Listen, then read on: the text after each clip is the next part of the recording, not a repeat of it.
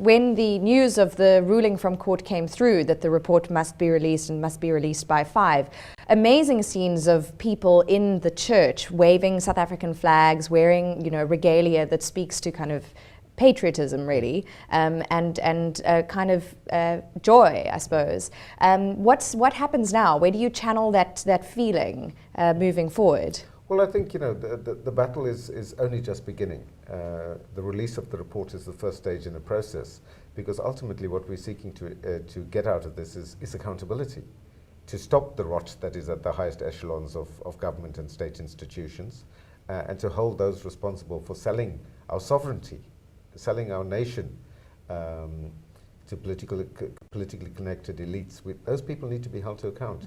As the report of the Public Protector says, that where the evidence exists, the Public Protector must refer those matters to the Hawks and the NPA. Now, unfortunately, both of those institutions are also captured. So we need to fix those institutions to ensure that we can have accountability, and those that have done wrong are indeed brought to book. It does raise a question. There was a tweet from Derek Hanekom about what's happened this week, speaking to what needs to change and the problems with what's happening in government. And someone else responded asking him, well, are you going to step down then? And I suppose that illustrates the difficulty of people working in government who are making do with what is and trying as best they can within the laws of how to administer properly and within rules of good governance, and then working within a system that's so corroded and so sort of sullied that you're almost legitimizing something that needs to be overhauled altogether. What do members of parliament who really disagree with what's been happening and who are glad about the Public Protector's report being released, what's their choice now? What are their options?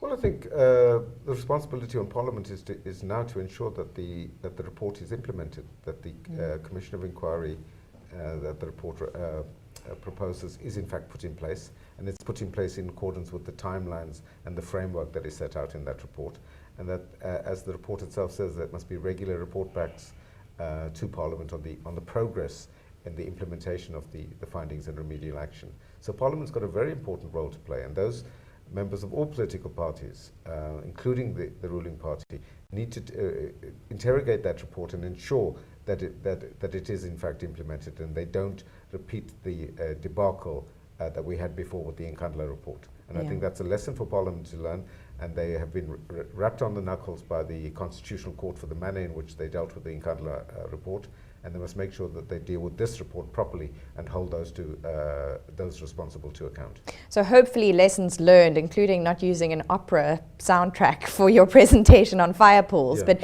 absolutely, I mean, I'm hopeful that we don't see a repeat of what happened with Nkandla in terms of parliamentary process. That's the Houses of Parliament. What about the House of the ANC, Luthuli House? What does it need to get into order now? Well, I think there are increasing signals coming from within the alliance.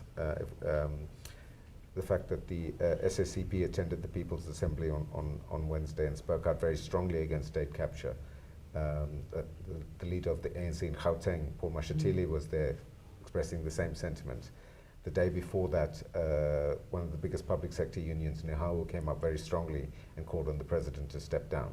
So I think the ANC Secretary General on Tuesday said that we're not going to recall the president, but it's up to his conscience. So it's basically almost saying to the president, you should resign, in coded language. So I think the cracks are widening within the governing party, and that